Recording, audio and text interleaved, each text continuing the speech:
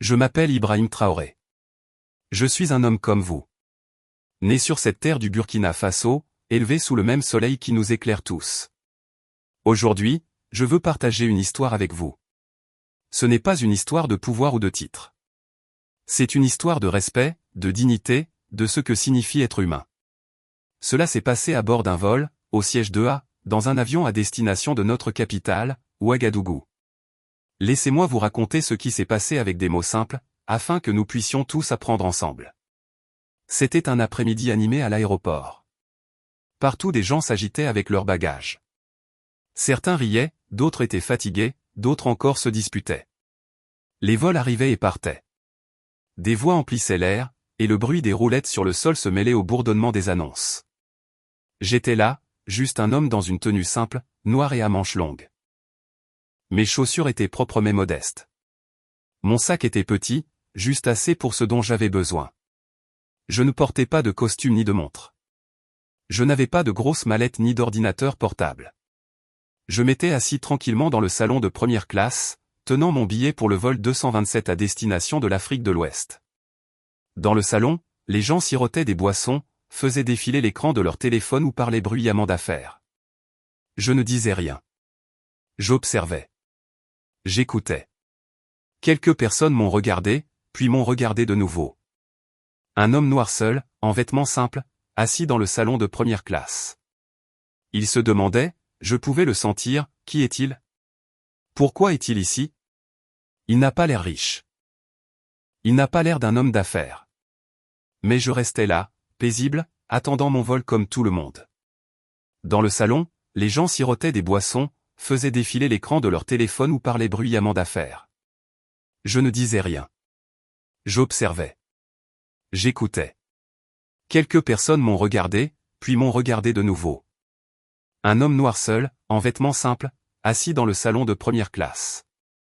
Il se demandait, je pouvais le sentir, qui est-il? Pourquoi est-il ici? Il n'a pas l'air riche. Il n'a pas l'air d'un homme d'affaires. Mais je restais là, paisible, attendant mon vol comme tout le monde.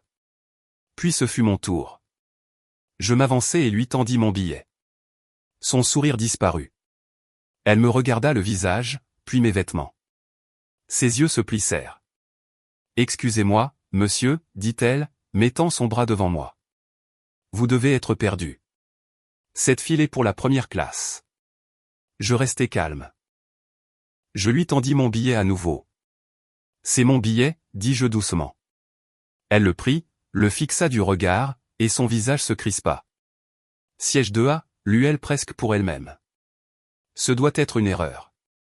Elle me dévisagea de haut en bas, ses yeux pleins de doute. Monsieur, ce vol n'est pas pour quelqu'un de votre couleur. Vous ne pouvez pas vous asseoir ici. Des gens à proximité se sont retournés pour regarder. Une jeune femme derrière moi a halté. Un homme en costume d'affaires a froncé les sourcils. Certains ont sorti leur téléphone, commençant à filmer. La voix de Clara Hara devint plus forte. Ce vol n'est pas pour quelqu'un comme vous. Vous avez dû réserver en classe économique par erreur. Peut-être que quelqu'un a utilisé votre carte. Je restai immobile. Mon cœur était tranquille. J'ai acheté un billet en première classe, dis-je. C'est mon siège, le 2A. Elle rit, mais ce n'était pas un rire chaleureux. Vous ne pouvez même pas prononcer le nom de cette compagnie aérienne, et vous voulez vous asseoir en première classe. La foule devenait agitée. Les gens chuchotaient. Davantage de téléphones furent levés. Un jeune agent de bord, un homme à lunettes, s'approcha. « Est-ce que tout va bien ?» demanda-t-il. Clara Hara se pencha vers lui. « Ce type essaie de s'introduire de force en première classe avec un faux billet, murmura-t-elle, assez fort pour que je l'entende. » Le jeune homme prit mon billet et le scanna avec un petit appareil. Une coche verte apparut avec un léger bip. « C'est valide, dit-il doucement. » Le visage de Clara Hara se tordit. « Ça n'a pas d'importance, » claqua-t-elle. « Regardez-le. Pensez-vous vraiment qu'il a sa place au 2A? » Je m'écartai pour laisser passer une mère avec un bébé. Puis je me tournai vers Clara Hara. « Je ne suis pas là pour faire des histoires, dis-je. Je veux juste prendre mon siège. » Le jeune agent de bord semblait inquiet. « Clara Hara, peut-être devrions-nous simplement. Vous voulez perdre votre emploi à cause de ça? Elle le coupa. Sa voix était tranchante, comme une lame. Je soupirai. Je m'avançai. Je vais prendre mon siège maintenant, dis-je. Ma voix était calme mais ferme. Clara Hara resta figée. Elle ne savait pas quoi faire. Son autorité lui échappait devant tout le monde. Finalement, elle s'écarta, mais lorsque je passai, elle siffla, « Ne dites pas que je ne vous ai pas prévenu. On verra combien de temps vous tenez dans ce siège. » J'entrai dans l'avion. La cabine de première classe était fraîche et silencieuse. Elle sentait le cuir des sièges et un doux parfum. Le siège 2 a été près de la fenêtre. Je plaçai mon sac dans le compartiment supérieur et m'assis. De ma poche, je sortis un petit carnet et un stylo. Je commençai à écrire.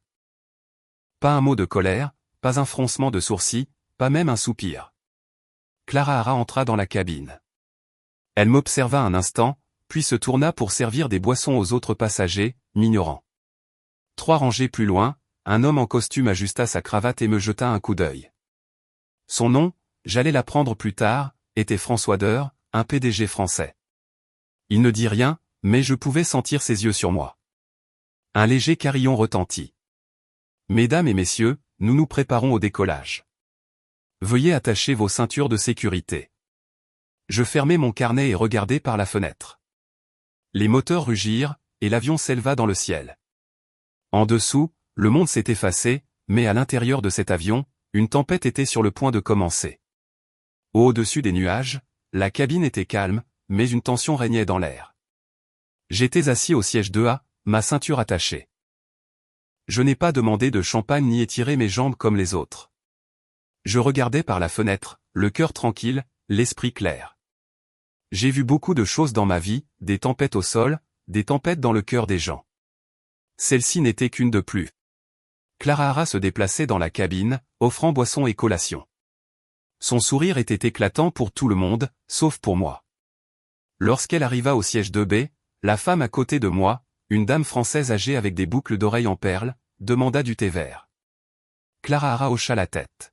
« Bien sûr, madame. » Puis elle se tourna vers moi, sa voix monocorde. « Que désirez-vous boire ? » « Juste de l'eau, s'il vous plaît, dis-je doucement. Elle leva les yeux au ciel. « Pétillante ou plate ? » « Choisissez. »« De l'eau plate, c'est bien, dis-je. » Elle apporta la bouteille et la laissa tomber sur ma tablette. Elle faillit basculer. Pas de serviette, pas de sourire, pas de « voici ».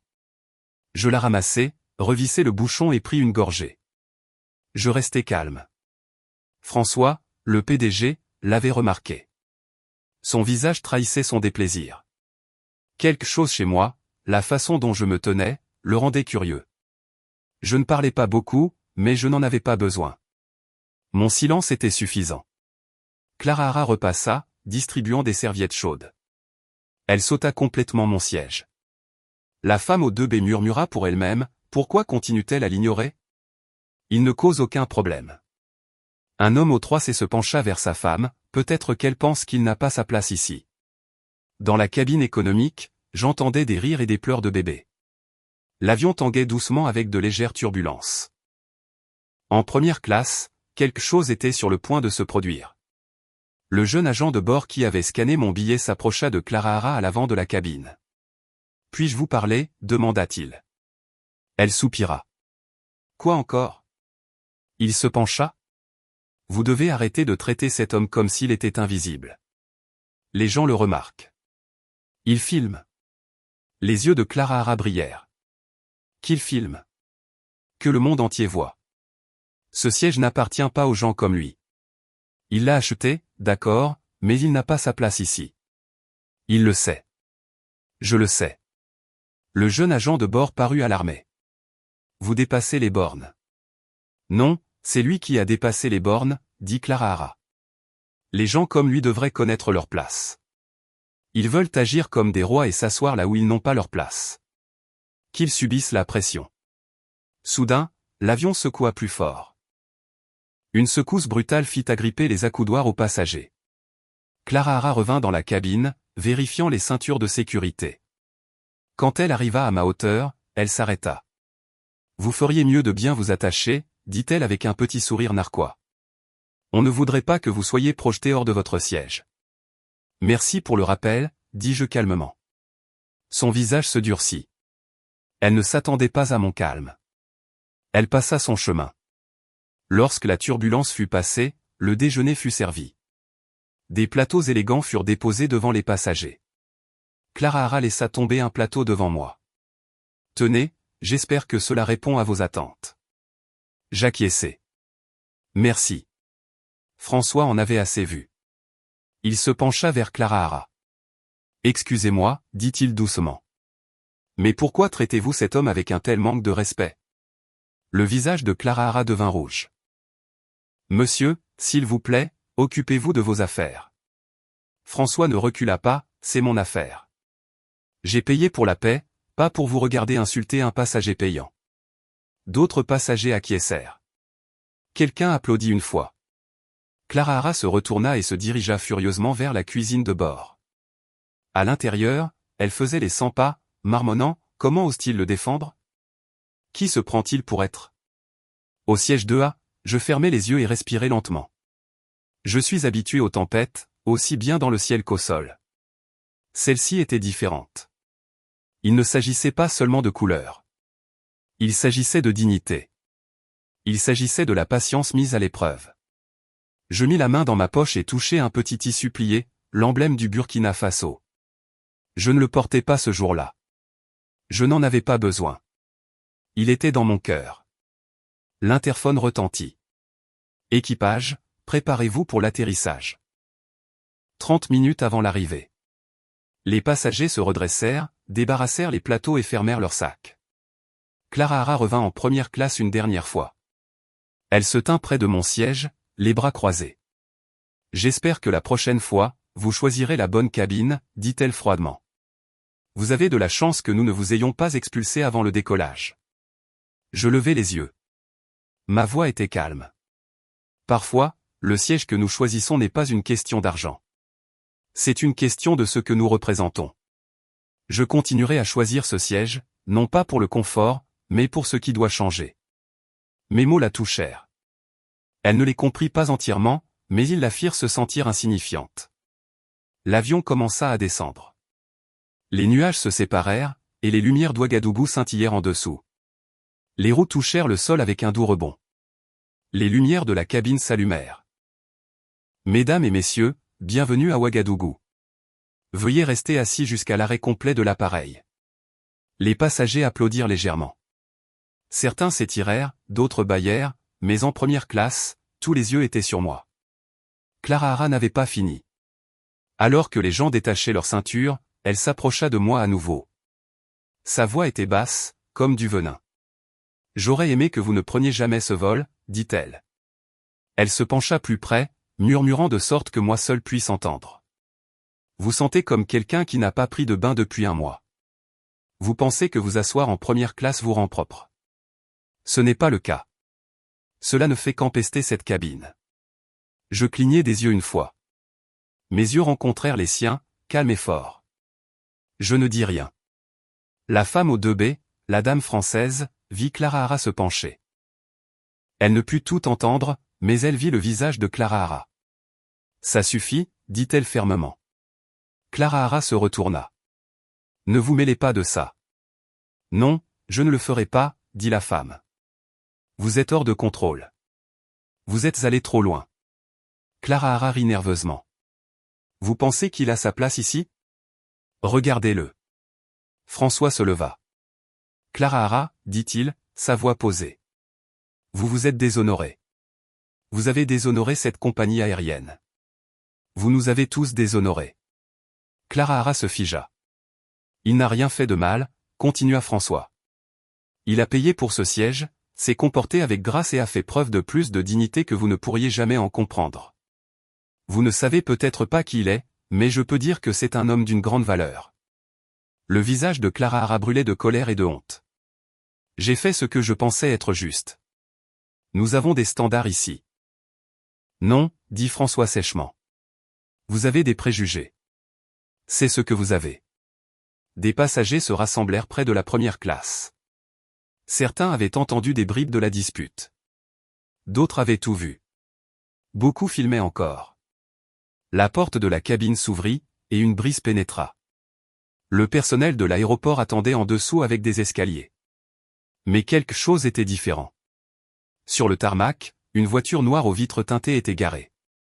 5 soldats en uniforme se tenaient au garde-à-vous. Un long tapis rouge était déroulé à côté des escaliers. Les passagers se penchèrent vers les fenêtres. Y a-t-il une célébrité sur ce vol, demanda quelqu'un. Peut-être un membre de la famille royale, dit un autre. Clara Hara semblait confuse. Nous n'avons reçu aucune alerte VIP. Le jeune agent de bord s'approcha d'elle, tenant son téléphone. Clara Hara, il faut que vous voyiez ça, dit-il. Elle prit le téléphone et regarda l'écran. Son visage se décomposa. C'était une photo de moi, non pas dans un avion, mais en uniforme militaire, debout devant des milliers de personnes. Des drapeaux flottaient derrière moi. Des soldats saluaient. Le titre disait « Président Ibrahim Traoré, président du Burkina Faso ». Les mains de Clara Hara tremblèrent. Elle leva les yeux, me cherchant. J'étais debout, sortant mon sac du compartiment supérieur. « Non, ce n'est pas possible, murmura-t-elle. Je me dirigeai vers la sortie. « Attendez » appela-t-elle, sa voix douce. « Maintenant, monsieur. » Je m'arrêtai et me retournai. Ses lèvres tremblaient. Je ne savais pas. Je ne voulais pas, je la regardais, mes yeux doumaient fermes. Cela aurait-il fait une différence si vous aviez su? Elle ouvrit la bouche, mais aucun mot ne sortit. Je repris, le respect n'est pas un cadeau pour les puissants.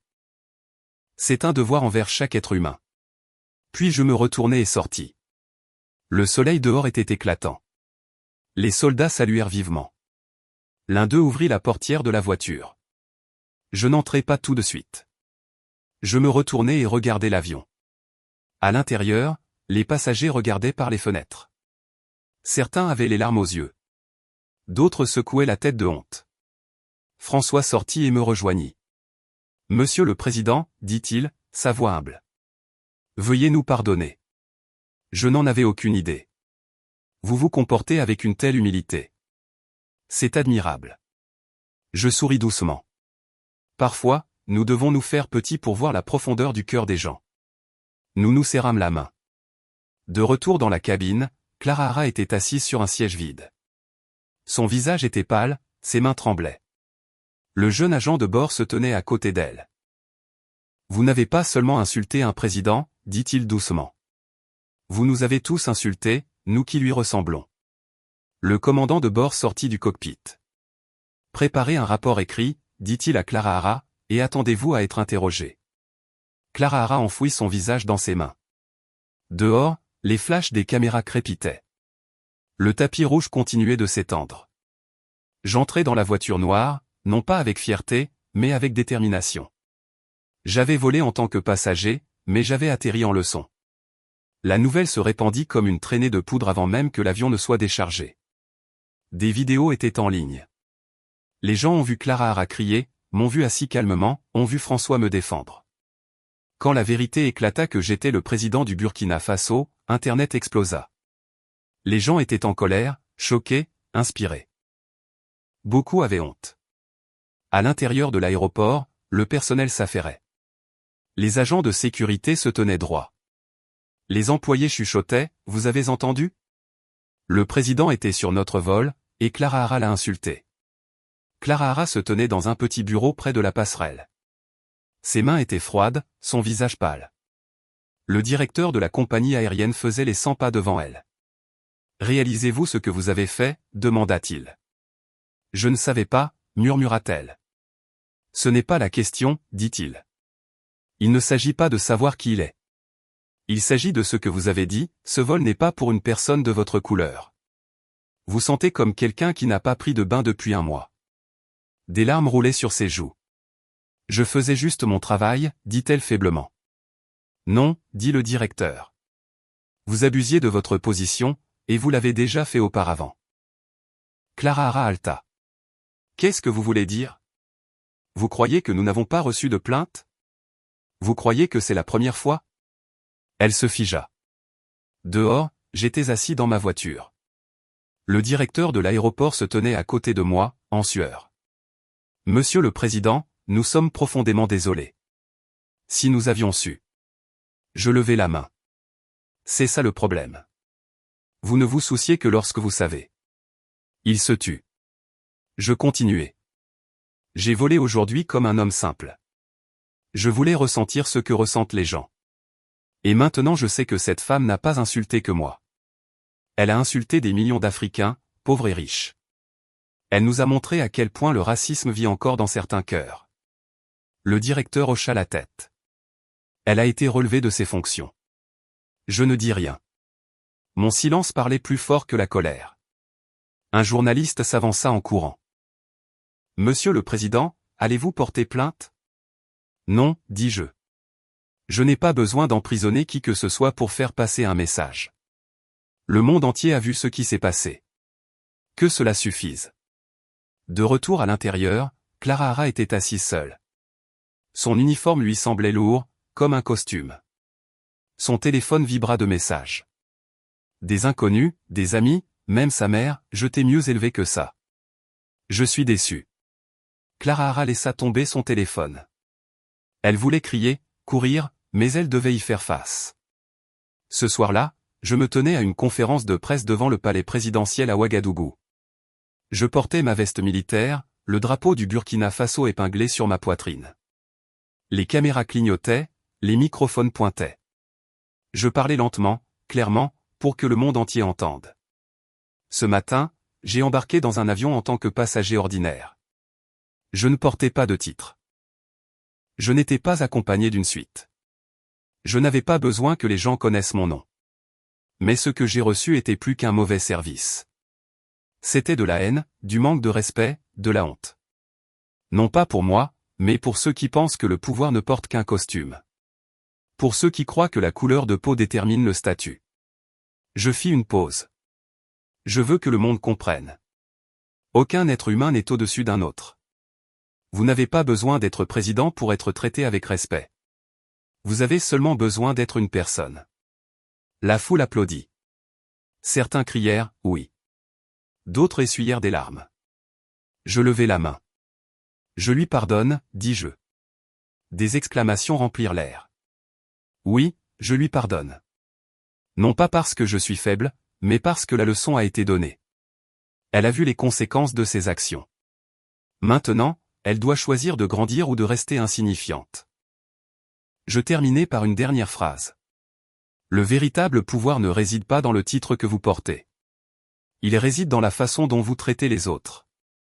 Cette nuit-là, l'histoire se répandit en Afrique, en Europe, dans le monde. Les gens la partagèrent dans les écoles, les foyers, les bureaux. Les élèves en parlèrent en classe. Les professeurs l'utilisèrent comme une leçon, ne jugez personne à son apparence. Chacun mérite le respect. On ne sait jamais qui est quelqu'un. Clara Hara regarda mon discours depuis sa chambre. Ses yeux étaient rouges, son visage fatigué. Elle ne pouvait ni dormir ni manger. La culpabilité était lourde. Mais mes mots, je lui pardonne, la brisèrent. Elle s'assit et écrivit une lettre à la main. Pas de caméra, pas d'artifice, juste son cœur. Cher président Ibrahim Traoré, je suis désolé. Non pas parce que vous êtes un président, mais parce que vous êtes un être humain, et j'ai manqué à mon devoir de vous traiter comme tel. J'étais aveuglé par l'orgueil, empoisonné par l'ignorance. Vous m'avez montré une force que je n'avais jamais vue. Vous aviez tout le droit de m'humilier, et pourtant vous m'avez pardonné. Je n'oublierai jamais cette leçon. Je prie pour pouvoir prouver que j'ai changé. Clara. Elle envoya la lettre. Elle ne savait pas si je la lirais, mais elle espérait. Au palais présidentiel, le soleil inondait ma fenêtre. La lettre de Clara Hara était sur mon bureau. Je la relus. Ces mots étaient simples, honnêtes, sans excuses, juste du regret et la promesse de grandir. Je la pliai et la rangeai dans un tiroir. Mon assistant entra avec un dossier. Monsieur le Président, nous avons reçu des centaines de lettres, des soutiens de citoyens, des excuses du personnel de la compagnie aérienne, même des œuvres d'art d'enfants. Les gens sont touchés, monsieur. J'acquiesçai. Je n'avais pas prévu que cela se produise. Je voulais seulement la paix ce jour-là. Je sais, Monsieur, dit-il, mais votre silence a parlé plus fort que 1000 discours. Je m'approchai de la fenêtre. Il ne suffit pas de pardonner, dis-je. Nous devons éduquer. Ce qui s'est passé ce jour-là est un miroir. Il montre ce qui existe encore dans de nombreux cœurs. Je me tourne vers lui. Préparer une campagne nationale. Appelez-la le projet Dignité. Enseigner le respect dans les écoles. Former les travailleurs et le service client. Promouvez la gentillesse à tous les niveaux. Que cette histoire soit plus qu'une nouvelle. Qu'elle soit un changement. Il sourit. Oui, Monsieur le Président. En France, Clara Hara ne retourna pas au travail. Elle fut suspendue sans solde pendant que la compagnie aérienne enquêtait. Mais elle ne resta pas inactive. Chaque jour, elle se porta volontaire dans un refuge pour immigrés et réfugiés. Elle écoutait leurs histoires, servait de la nourriture, nettoyait les salles de bain, pliait les draps. Elle commença à voir les gens différemment. Un matin, elle remarqua une petite fille africaine assise seule, serrant un ours en peluche déchiré. Clara Hara s'assit à côté d'elle. « Comment t'appelles-tu » demanda-t-elle doucement. « Aminata » murmura la fille. « C'est un beau nom » dit Clara Hara en souriant. « Les gens à l'école m'appellent Sale » dit Aminata. Le cœur de Clara Hara se brisa. « Ils ont tort » dit-elle. « Tu n'es pas sale. Tu es belle, tout comme ton nom. » Cette nuit-là, Clara Hara pleura de nouveau, non pas de honte, mais de compréhension. Les mots pouvaient blesser pendant des années, même les petits cœurs. Elle m'écrivit à nouveau, « Cher Monsieur le Président, je n'attends pas de réponse, mais je change.